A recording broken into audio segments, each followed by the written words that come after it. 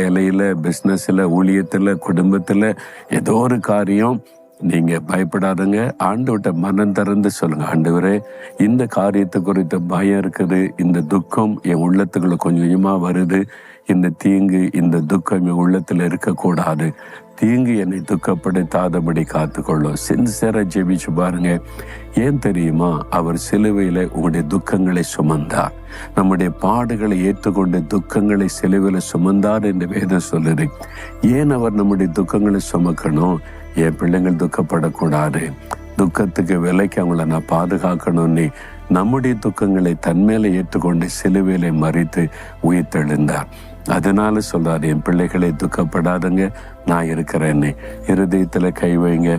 ஆண்டவரே, தீங்கு என்னை எங்களை துக்கப்படுத்தாதபடி அதற்கு விலைக்கு என்னை எங்களை காத்துக்கொள்ளும். இயேசு கிறிஸ்துவின் நாமத்தில் ஆமேன்.